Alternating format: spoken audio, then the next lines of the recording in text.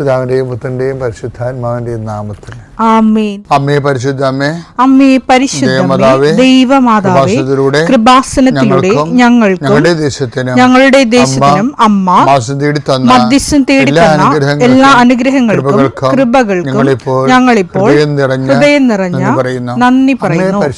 അമ്മേ പരിശുദ്ധമ്മേ, ദൈവമാതാവേ, 2004 ഡിസംബർ 7 ഉച്ചകഴിഞ്ഞ് 2:30 കൃപാസനത്തിൽ സംഭവിച്ച അമ്മയുടെ പ്രത്യക്ഷപ്പെടലിനെ കുറിച്ച് തിരുസഭയ്ക്ക് സമർപ്പിച്ചിരിക്കുന്ന പഠനരേഖകളുടെ സഭാത്മകമായ പഠനം ആരംഭിക്കുവാൻ ഞങ്ങൾ പ്രാർത്ഥിക്കുന്നു. അമ്മേ പരിശുദ്ധമേ, ഭൂസ്വർലോകങ്ങളുടെ രാജ്ഞിയായ അങ്ങേയ്ക്ക് ഭൗമസംരക്ഷണത്തിനായി പ്രപഞ്ചപ്രകൃതിയെ തന്നെ തിരുസഭ പ്രതിഷ്ഠിക്കുവാൻ ഈ പ്രത്യക്ഷീകരണം വഴി ഇടയാക്കണമേ. പരിശുദ്ധമേ, ജപമാല മാതാവേ, സകല കൃപാസനം പ്രാർത്ഥനയോടും ചേർത്ത് ഞങ്ങളിപ്പോൾ പ്രാർത്ഥിക്കുന്ന ഈ കുടുംബത്തിന്റെ പ്രത്യേക നിയോഗം പറ മക്കളെ.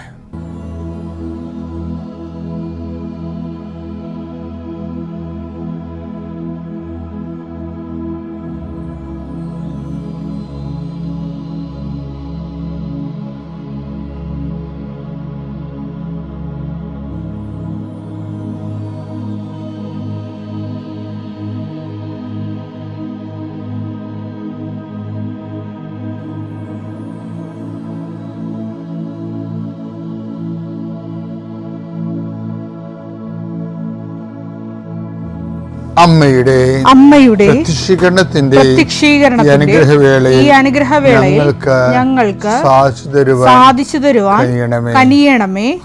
ആമേൻ. കർത്താവേ, നിന്റെ ഉന്നതമായ നാമത്തിന് സ്തോത്രം ചെയ്യുന്നു. കർത്താവേ, നിന്റെ വിശുദ്ധ പൗരോഹിത്യത്തെ മഹത്വപ്പെടുത്തണമേ. കർത്താവേ, സഭയിലുള്ള സാന്നിധ്യം ദൃഢമാക്കുന്നു. 39 വർഷം ഞാൻ അർപ്പിച്ച കൃപാന്റെ യുഗതിയാണ്. കൃപാസ്ഥാനത്താരെ ജീവനോടെ പ്രത്യക്ഷപ്പെട്ട അതാതിൻ്റെ പ്രത്യക്ഷത്തിന്റെ സ്ഥിരീകരണത്തിൻ്റെ അടയാളം കിട്ടാൻ പിതാവിൻ്റെയും പുത്രൻ്റെയും പരിശുദ്ധനാമത്തിൽ അങ്ങനെ മക്കളെ ആസ്വദിക്കുന്ന ലോകം മുഴുവനുള്ള മക്കൾ ഈ സമയത്ത് കർത്താവേ, ഇന്നത്തെ ആവശ്യത്തിന് വേണ്ടി പ്രാർത്ഥിക്കണിച്ചേ. ഈ പ്രാർത്ഥന കഴിഞ്ഞിട്ട് വേണം അവർക്ക് ഓരോ വ്യക്തികളെ കാണാൻ, അവർക്ക് ഓരോ രേഖകളുമായിട്ട് പോകാൻ, അവർക്ക് ഓരോ അവരുടെ യാത്ര പുറപ്പെടാൻ, അവരുടെ വാഹനങ്ങളിൽ പോകാൻ. ഇങ്ങനെ ഇന്നത്തെ പോർട്ട്ഫോളിയോ മുഴുവനും ഉത്തരവാദിത്തങ്ങളെല്ലാം കർത്താവെ നിനക്ക് ഏൽപ്പിച്ച് പ്രാർത്ഥിക്കുന്നു. സങ്കടപ്പെടുന്നവരുണ്ട്, ചില കാര്യങ്ങൾ ഓർത്ത്, ചിലരെ ഓർത്ത് ഉത്കണ്ഠപ്പെടുന്നവരുണ്ട്, ചില ജോലി സ്ഥലങ്ങളെ ഓർത്ത് മനസ്സ് ഇപ്പം തന്നെ ഭയപ്പെടുന്നവരുണ്ട്. കർത്താവെ, അവരെല്ലാം നീ ഏറ്റെടുക്കണമെന്ന് പ്രാർത്ഥിക്കുന്നു. Eesho, I come with you wherever you go എന്ന് പറഞ്ഞ അങ്ങയുടെ വാഗ്ദാനം നിറവേറ്റിക്കൊണ്ട് അങ്ങയുടെ മക്കളുടെ കൂടെ ഇന്നത്തെ യാത്രയിൽ നീ സഹയാത്രികനാകണമെന്ന് പ്രാർത്ഥിക്കുന്നു. കർത്താവ്, രാത്രി ഇന്ന് തിരിച്ചു വരുമ്പോൾ അവർ ഉത്തരവാദിത്തങ്ങളെ നിറവേറ്റി അങ്ങയുടെ കൂടെ ഇൻസെൻറ്റീവ് കൊടുത്ത് അവർ വിചാരിക്കുന്ന കൂടുതൽ കാര്യങ്ങൾ ചെയ്ത് തീർത്ത് എല്ലായിടത്തും വിജയം ഉണ്ടായി തിരിച്ചു വരാൻ കൃപാസ്ഥാനത്താരെ ജീവനോടെ പ്രത്യക്ഷപ്പെട്ട മാതാവ് പരിശുദ്ധ അമ്മ, നിൻ്റെ അമ്മ മധ്യസ്ഥ ദൈവമാതാവിൻ്റെ മധ്യസ്ഥയിൽ ഈശോയുടെ നാമം തന്നെ ഞാൻ ആശീർവദിച്ചയക്കുന്നു. ദൈവത്തിനെ അനുഗ്രഹിക്കട്ടെ. വിശ്വാസ പ്രമാണം. സർവശക്തനായ പിതാവും ആകാശത്തിന്റെയും ഭൂമിയുടെയും സൃഷ്ടാവുമായ ദൈവത്തിൽ ഞാൻ വിശ്വസിക്കുന്നു. അവിടുത്തെ ഏകപുത്രനും ഞങ്ങളുടെ കർത്താവുമായ ഈശോ മിശിഹായിലും ഞാൻ വിശ്വസിക്കുന്നു.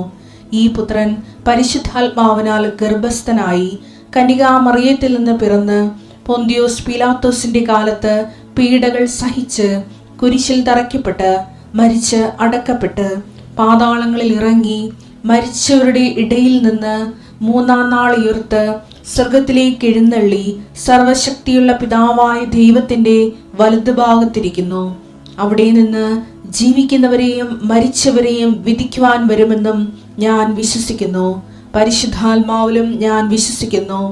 വിശുദ്ധ കത്തോലിക്കാ സഭയിലും പുണ്യവാന്മാരുടെ ഐക്യത്തിലും പാപങ്ങളുടെ മോചനത്തിലും ശരീരത്തിന്റെ ഉയർപ്പിലും നിത്യമായ ജീവിതത്തിലും ഞാൻ വിശ്വസിക്കുന്നു. ആമേൻ. സുഖസ്ഥനായ ഞങ്ങളുടെ പിതാവേ, അങ്ങയുടെ നാമം പൂജിതമാകണമേ. അങ്ങയുടെ രാജ്യം വരണമേ. അങ്ങയുടെ തിരുമനസ് സ്വർഗത്തിലെ പോലെ ഭൂമിയിലും ആകണമേ. അന്നു വേണ്ടുന്ന ആഹാരം ഇന്ന് ഞങ്ങൾക്ക് തരണമേ. ഞങ്ങളോട് തെറ്റ് ചെയ്യുന്നവരോട് ഞങ്ങൾ ക്ഷമിക്കുന്നത് പോലെ ഞങ്ങളുടെ തെറ്റുകൾ ഞങ്ങളോടും ക്ഷമിക്കണമേ. ഞങ്ങളെ പ്രലോഭനത്തിൽ ഉൾപ്പെടുത്തരുതേ, തിന്മയിൽ ഞങ്ങൾ രക്ഷിക്കണമേ. ആമേൻ. നന്മ തെളിഞ്ഞു മറിയമേ, സ്വസ്തി. കർത്താവ് അങ്ങയുടെ കൂടെ സ്ത്രീകളിൽ അങ്ങ് അനുഗ്രഹിക്കപ്പെട്ടവളാകുന്നു. അങ്ങയുടെ ഉദരത്തിൻ ഫലമായി ഈശോ അനുഗ്രഹിക്കപ്പെട്ടവനാകുന്നു. പരിശുദ്ധ മറിയമേ, തമ്പുരാന്റെ അമ്മേ, പാപികളായ ഞങ്ങൾക്ക് വേണ്ടി ഇപ്പോഴും ഞങ്ങളുടെ മരണസമയത്തും തമ്പുരാനോട് അപേക്ഷിക്കണമേ. ആമേൻ. എൻ്റെ പ്രിയപ്പെട്ടവരെ, ഓരോ പ്രാർത്ഥനയും പ്രാർത്ഥിക്കുന്നതിൻ്റെ അവകാശമാണ് എന്ന സൂചന നമുക്ക് ബൈബിളിൽ നിന്ന് കണ്ടെത്താൻ കഴിയും. ഞാനത് ഒരു ആധ്യാത്മിക വിരുദ്ധാർത്ഥത്തിൽ പറയുകയല്ല. ഈ വേർഡ് മെൽട്ടിങ്, വചന ഉരുക്കം, അതായത് എന്നൊരു വിഷയം ഞാൻ കഴിഞ്ഞ ദിവസം അവതരിപ്പിച്ചില്ലേ. അതായത് മുട്ട ചൂടുകൊണ്ട് വിരിയുന്നു എന്നൊക്കെ പറഞ്ഞില്ലേ. ഐസ് താപമേൽക്കുമ്പോൾ ഉരുകുന്നു. അതുപോലെ വചനം, ദൈവസ്നേഹം ഏൽക്കുമ്പോൾ വചനം ഉരുകും. നമ്മൾ ദൈവസ്നേഹത്തോടെയാണ് ബൈബിൾ വായിക്കുന്നതെങ്കിൽ വചനം ഉരുകാൻ തുടങ്ങും. ഉരുകി അലിഞ്ഞ് നമ്മുടെ നാവിലത് മധുരമായി പകരും. ഇപ്പോൾ ഉദാഹരണത്തിന് ഒന്ന് മത്തായിയുടെ സുവിശേഷം 6:32 വായിച്ചേ. നിങ്ങൾക്കിവയെല്ലാം ആവശ്യമാണെന്ന് നിങ്ങൾക്ക് ഇവയെല്ലാം ആവശ്യമാണെന്ന് നിങ്ങളുടെ സ്വർഗീയ പിതാവ് അറിയുന്നു. അപ്പം നമ്മുടെ ആവശ്യമാണെന്നുള്ള സ്വർഗീയ പിതാവ് അക്രെഡിറ്റ് ചെയ്തു. ഇത് നിസ്സാര കാര്യമല്ല. താൻ സൃഷ്ടിച്ച മനുഷ്യനെ അതാത് കാലത്തിൻ്റെ മാനവികതയുടെ മാനദണ്ഡം അനുസരിച്ചുകൊണ്ട് മാന്യതയോടെ ജീവിക്കാൻ ആവശ്യമുള്ളതെല്ലാം. അതാണ് ഇത് എല്ലാം എന്ന് പറഞ്ഞ വായിക്കുകയാണ്. നിങ്ങൾക്കിതെല്ലാം ആവശ്യമാണെന്ന് നിങ്ങളുടെ സ്വർഗീയ പിതാവ് അറിയുന്നു എന്ന് പറയുമ്പോൾ പിതാവ് ഇതിൻ്റെ ഈ വിഷയം അക്രെഡിറ്റ് ചെയ്തു, ഔദ്യോഗികമായിട്ട് പ്രഖ്യാപിച്ചു നമ്മുടെ ആവശ്യങ്ങളെ. അപ്പോൾ എന്ത് പറ്റും? സ്വാഭാവികമായി അത് നമ്മുടെ അവകാശമായി മാറും. പിതാവ് അംഗീകരിച്ചതല്ല നമ്മുടെ അവകാശം. അതിൻ്റെ സൂചന, അതായത് ഈ മക്കൾ എങ്കിൽ അവകാശികളാണ് എന്ന് പറയുന്നത് സെന്റ് പോളൊക്കെ പറയുന്നത് ഈ അർത്ഥത്തിലാണ്. റോമ 8:17 നാം മക്കളെങ്കിൽ അവകാശികളുമാണ് ദൈവത്തിന്റെ അവകാശികളും ക്രിസ്തുവിന്റെ കൂട്ടവകാശികളും. ഇപ്പൊ നിങ്ങൾക്കിതെല്ലാം ആവശ്യമാണെന്ന് നിങ്ങളുടെ സ്വർഗീയ പിതാവ് അറിയുമെന്ന് പറയുമ്പോൾ പിതാവെന്നവിടെ ഈശോ പറഞ്ഞ സ്ഥിതിക്ക് നമ്മൾ മക്കളായി. മക്കൾ ആണെങ്കിൽ അവകാശികളാണെന്നുള്ളത് ആദിമസഭയുടെ ബോധമാണ്. പൊതുബോധം എന്നൊക്കെ പറയില്ലേ, ആദിമസഭയുടെ പൊതുബോധം. എന്താണ്? അതുകൊണ്ട് തന്നെ നമ്മുടെ ആവശ്യങ്ങളെല്ലാം അവകാശങ്ങളാണ്. ഇനി വരുന്ന ഒരു വെല്ലുവിളിയുണ്ട്. അവകാശങ്ങളെക്കുറിച്ച് പറയുമ്പോൾ അതിൻ്റെ കൂട്ടത്തിൽ നമ്മൾ പറയുന്നൊരു സംഭവമുണ്ട്. എന്താണ്? കടമകൾ. അപ്പം അവകാശങ്ങളെക്കുറിച്ച് നമ്മൾ പറഞ്ഞു കഴിഞ്ഞാൽ സ്വാഭാവികമായി അവകാശം പ്രാപിക്കാൻ വേണ്ടി സ്വാഭാവിക നീതി നമ്മളോട് ആവശ്യപ്പെടുന്നത് എന്താണ്? കടമകളാണ്. കടമകൾ ഏറ്റവും പ്രധാനപ്പെട്ട കടമ എന്താ? 1 കൊറിന്ത്യർ 9:16 എടുത്തേ. ഞാൻ സുവിശേഷം പ്രസംഗിക്കുന്നെങ്കിൽ അതിലെനിക്ക് അഹംഭാവത്തിന് വകയില്ല. അത് എന്റെ കടമയാണ്. ഞാൻ സുവിശേഷം പ്രസംഗിക്കുന്നില്ലെങ്കിൽ ഞാൻ സുവിശേഷം പ്രസംഗിക്കുന്നില്ലെങ്കിൽ എനിക്ക് ദുരിതം. അപ്പം ഇതിൻ്റെ അകത്തൊരു മെയിനായിട്ടുള്ള കടമയെന്ന് പറയുന്നത് സുവിശേഷം ജീവിക്കുക, സുവിശേഷം കൈമാറുക എന്നുള്ളതാണ്. ഈ വിഷയത്തിനാണ് നമ്മൾ പ്രാധാന്യം കൊടുക്കേണ്ടത്. നമ്മളെ ഒരു വ്യക്തി ദൈവാനുഗ്രഹം ഈസിയാക്കാനുള്ള, ലളിതമാക്കാനുള്ള ഏറ്റവും ഒരു നടപടിക്രമം എന്ന് പറയുന്നത് നമ്മുടെ കടമകൾ നമ്മൾ ഭംഗിയായി നിർവഹിച്ച് ദൈവത്തിന് നമ്മളെ സഹായിക്കാൻ പറ്റുന്ന ഒരു സിറ്റുവേഷൻ ക്രിയേറ്റ് ചെയ്യാൻ നോക്കണം. എന്താണ് അത്? അതായത് ഞാൻ സുവിശേഷം പ്രസംഗിക്കുന്നെങ്കിൽ അതിൽ എനിക്ക് അഹംഭാവത്തിന് വകയില്ല. അത് എന്റെ കടമയാണ്. അതായത് എന്റെ വിഷയം വെച്ചാല് ഈ കടമ നമ്മൾ സ്നേഹത്തോടെ നിർവഹിച്ചു കഴിഞ്ഞാൽ, അതായത് സുവിശേഷ വിഹിതമായി ജീവിക്കുക, അത് സുവിശേഷം പ്രഘോഷിക്കുന്നതിനും തുല്യമാണ്. സുവിശേഷം മറ്റുള്ളവർക്ക് കൈമാറുന്നതും സുവിശേഷം പ്രസംഗിക്കുന്നതിന് തുല്യമാണ്. സത്യം പറഞ്ഞ ഈ വിഷയം ഒന്ന് കറക്റ്റ് ചെയ്താൽ മറ്റുള്ളതെല്ലാം ഓട്ടോമാറ്റിക്കായിട്ട് കറക്റ്റാകും. ഓരോ ദിവസവും ഈ ഡെയിലി ബ്രെഡ് കൂടുന്നവരെ, അതുകൊണ്ട് മെച്ചമുണ്ടാക്കി നിങ്ങൾ വളരാൻ ഉദ്ദേശിക്കുന്നുണ്ടെങ്കിൽ നിങ്ങൾ സുവിശേഷത്തിൻ്റെ പ്രചാരകരായി മാറണം. നിർഭാഗ്യവശാൽ ഇത്രയും സുവിശേഷ വേലകളെല്ലാം നടന്നതിന് ശേഷവും സുവിശേഷം ബോധപൂർവം കൈമാറുന്ന വളരെ 2% കത്തോലിക്കരെ നമ്മൾ കണ്ടെത്താൻ പറ്റുന്നുള്ളൂ. ഇതാണ് സഭയുടെ ഏറ്റവും വലിയൊരു വെല്ലുവിളി. നിങ്ങളെ കൂടുതൽ സുവിശേഷകരുണ്ടാകാനും സുവിശേഷം ജീവിക്കുക എന്നുള്ള ലക്ഷ്യമാകാനും അങ്ങനെ ദൈവത്തിരുസന്നിധിയെ അനുഗ്രഹങ്ങൾക്കും അവകാശങ്ങൾക്കും യോഗ്യമാകാനും ബോധപൂർവമായ ശ്രമം നമ്മുടെ ഭാഗത്ത് ഉണ്ടാകുന്നതാണ് ഈ പറഞ്ഞതിൻ്റെ ചുരുക്കം. പ്രാർത്ഥിക്കാം. കർത്താവേ, നിന്റെ ഉന്നതമായ നാമത്തിന് സ്തോത്രം ചെയ്യുന്നു. കർത്താവേ, ഞങ്ങളുടെ പ്രാർത്ഥനകള് ഞങ്ങളുടെ അവകാശങ്ങളാണ്. അവകാശം പ്രാപിക്കാൻ കടമ നിർവഹിക്കുന്നതിന്റെ ഭാഗമായി സുവിശേഷ വേല ചെയ്യാനും സുവിശേഷം ജീവിക്കുവാനും സാക്ഷ്യം വഹിക്കുവാനും ഞങ്ങളെ സഹായിക്കണമേ. പിതാവിന്റെയും പുത്രന്റെയും പരിശുദ്ധാത്മാവിന്റെയും നാമത്തിൽ ദൈവ തിരുനാമത്തിന് മഹത്വം ഉണ്ടായിരിക്കട്ടെ. എൻ്റെ പേര് ആൻസമ്മ. ഞാൻ ഇടുക്കി ജില്ലയിൽ നിന്നാണ് വരുന്നത്.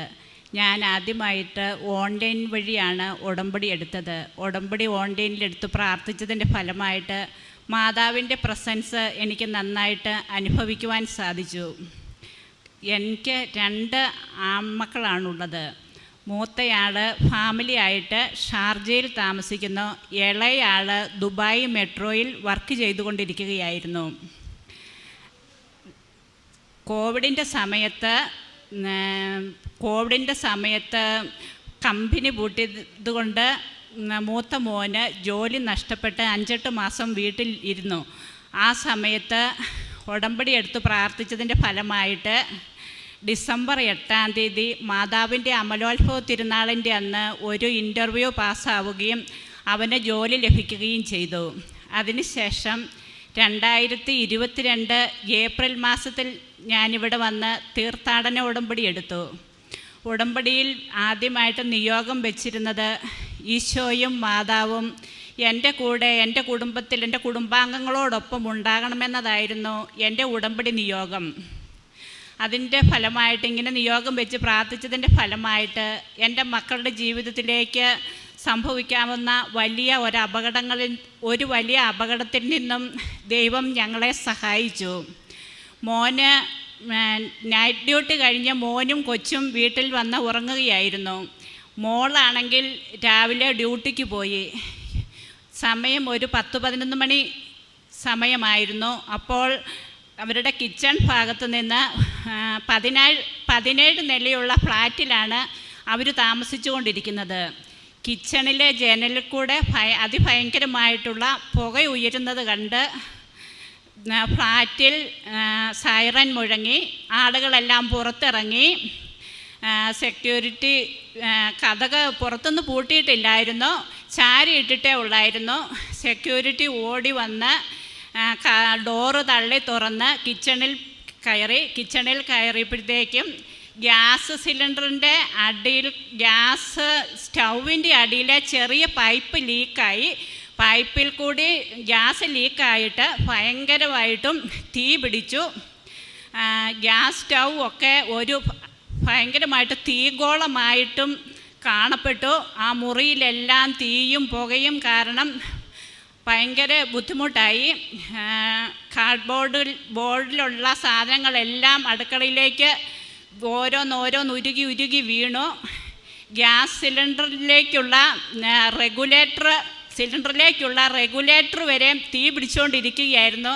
ഒരു 5 അല്ലെങ്കിൽ 10 മിനിറ്റ് കഴിഞ്ഞാൽ ആ സിലിണ്ടർ പൊട്ടിത്തെറിച്ച് ഒരു വലിയ ദുരന്തമുണ്ടാകുമായിരുന്നു.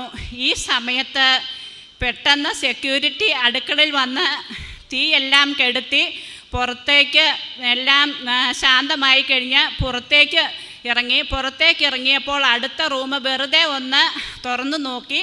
അപ്പോൾ ഒരു വിവരവും അറിയാതെ എൻ്റെ മോനും കൊച്ചും സുഖമായിട്ട് കിടന്ന് ഉറങ്ങുന്ന കാഴ്ചയാണ് കണ്ടത്.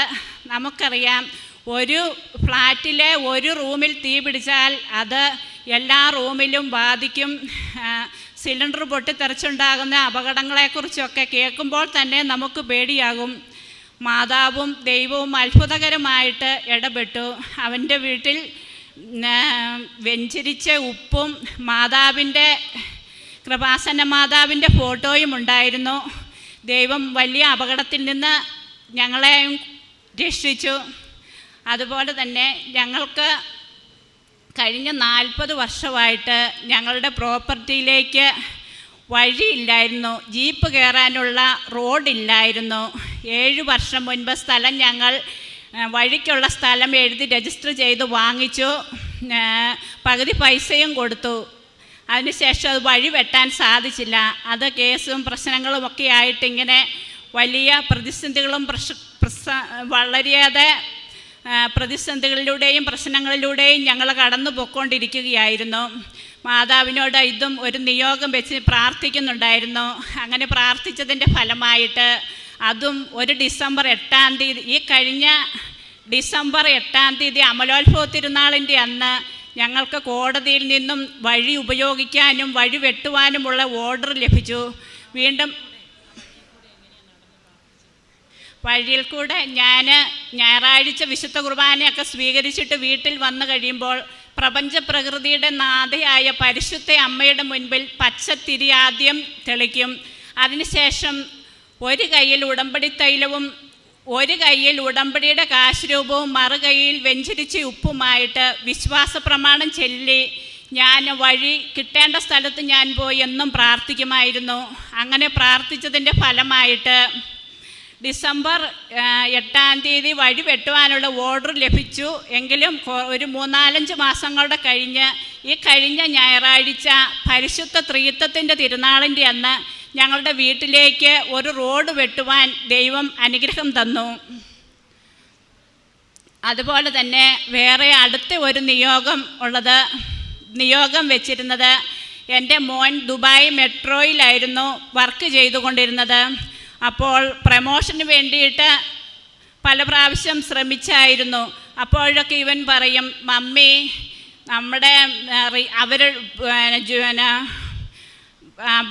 റിലേറ്റീവായിട്ടുള്ള ആളുകൾക്കൊക്കെ റെക്കമെൻഡ് ചെയ്ത് എളുപ്പന്ന പ്രമോഷൻ കിട്ടും, നമുക്ക് റെക്കമെൻഡ് ചെയ്യാനൊന്നും ആരുമില്ല, അതുകൊണ്ടിപ്പോൾ ഉടനെ പ്രമോഷൻ കിട്ടാൻ വളരെ ബുദ്ധിമുട്ടാണെന്നൊക്കെ പറഞ്ഞ് എപ്പോഴും എന്നോട് സങ്കടം പറയുമായിരുന്നു. ഞാനിവിടെ വന്ന് ഉടമ്പടി പുതുക്കുവാൻ വേണ്ടി വന്നപ്പോൾ മാതാവിനോട് പറഞ്ഞു, മാതാവേ, ഞങ്ങൾക്ക് റെക്കമെൻഡ് ചെയ്യുവാൻ ആരുമില്ല, മാതാവ് മാത്രമേ ഉള്ളൂ, മാതാവ് ഒന്ന് റെക്കമെൻഡ് ചെയ്തേക്കണമേ എന്ന് ഞാൻ പ്രാർത്ഥിച്ചിട്ട് പോയി. 1 മാസം തികഞ്ഞില്ല, അതിനു മുൻപ് നല്ല ഒരു ജോലി, ഗവൺമെൻറ് ജോലി, റെയിൽവേയിൽ, സൗദി റെയിൽവേയിൽ എൻജിനീയറായിട്ട് മോന് ഒരു നല്ല ജോലി ദൈവം തന്ന് ഞങ്ങളെ അനുഗ്രഹിച്ചു. അതുപോലെ ഞങ്ങളുടെ ജീവിതത്തിൽ അനവധിയായിട്ടുള്ള അനുഗ്രഹങ്ങൾ ഓരോ നിമിഷവും മാതാവ് നൽകുന്നുണ്ട്. ഒരു ദിവസം എൻ്റെ ചേട്ടൻ രാവിലെ പള്ളിയിൽ പോവുകയായിരുന്നു. അപ്പോൾ ഞങ്ങൾക്ക് നടപ്പുവഴി 3 അടി നടപ്പുവഴി മാത്രമേ ഉള്ളൂ. ഒരു 5-8 അടി പൊക്കമുള്ള കെട്ടിൽ നിന്നും സ്കൂട്ടിയായിട്ട് ചേട്ടൻ താഴേക്ക് വീണു. സ്കൂട്ടി ഒരു മരത്തിൽ തങ്ങി, തോട്ടിലേക്ക് വീഴാതെ ഒരു മരത്തിൽ തങ്ങി നിന്നു. ചേട്ടൻ ഒരു പോറൽ പോലും ഏക്കാതെ രക്ഷപ്പെട്ടു. അങ്ങനെ ഓരോ നിമിഷവും അനുനിമിഷം ദൈവത്തിൻ്റെയും മാതാവിൻ്റെയും അത്ഭുതകരമായ ഇടപെടലുകൾ ഉടമ്പടിയിലൂടെ നമ്മുടെ ജീവിതത്തിൽ അനുഭവിക്കുവാൻ നമുക്ക് സാധിക്കുന്നു. നമ്മുടെ ജീവിതത്തിൽ സമ്പത്തോ സ്ഥാനമാനങ്ങളോ നേട്ടങ്ങളോ ഒന്നുമല്ല, പരിശുദ്ധ അമ്മയുടെയും ഈശോയുടെയും സഹായവും സംരക്ഷണവും. അതിനു വേണ്ടിയിട്ട് നമുക്കെല്ലാവർക്കും നിയോഗത്തിൽ ആദ്യം തന്നെ അത് പ്രാർത്ഥിക്കണമെന്നതാണ് എൻ്റെ അഭിപ്രായം. എല്ലാ അനുഗ്രഹങ്ങളും തന്ന ഈശോയ്ക്കും മാതാവിനും 1000 നന്ദി പറയുന്നു. സ്തോത്രം. യേശുവെ നന്ദി, യേശുവെ ആരാധന. ഞാൻ Annie Simon, Ranni saint Thomas കോളേജിൽ റിട്ടയർഡ് പ്രൊഫസറാണ്. ഞാൻ ഓൺലൈൻ ഉടമ്പടി 2021 മെയ് മാസത്തിലെടുത്തതാണ്. അതിനകത്തെ നിയോഗം എന്ന് പറയുന്നത് എൻ്റെ മകനും ഫാമിലിയും ഒന്നിച്ച് US പോയി അവിടെ സെറ്റിലാവണം. അതായിരുന്നു അവരുടെ ഉദ്ദേശം. അപ്പോൾ ആ നിയോഗം ഞാൻ വെച്ചു. അവരെ അമ്മ തന്നെ കൊണ്ടുപോയി അവിടെ ആക്കണം. അവൻ്റെ ചേട്ടൻ അവിടെ ഉണ്ട്, എങ്കിലും അമ്മ തന്നെ അവരെ അവിടെ കൊണ്ടാക്കണം. ഇവിടെ സൗത്ത് ഇന്ത്യൻ ബാങ്കിൻ്റെ മാനേജേഴ്സായി ജോലി ചെയ്യുന്നവരാണ് ഭാര്യയും ഭർത്താവും. അവരാണ് ഈ ജോലിയെല്ലാം കളഞ്ഞിട്ട് അങ്ങോട്ട് പോകാൻ ആഗ്രഹിക്കുന്നതും. അപ്പോൾ അങ്ങനെ വരുമ്പോൾ അവിടെ ചെല്ലുകയും വേണം, നന്നായി ജീവിക്കാനുള്ളൊരു സാഹചര്യം അമ്മ ഉണ്ടാക്കി കൊടുക്കുകയും വേണം. അങ്ങനെ പറഞ്ഞ് ഞാൻ എൻ്റെ നിയോഗം വെച്ച് പ്രാർത്ഥിക്കാൻ തുടങ്ങി.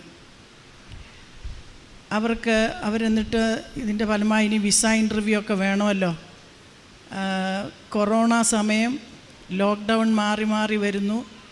ആ സമയത്ത് ആദ്യം അവരൊന്ന് അപ്ലൈ ചെയ്തു.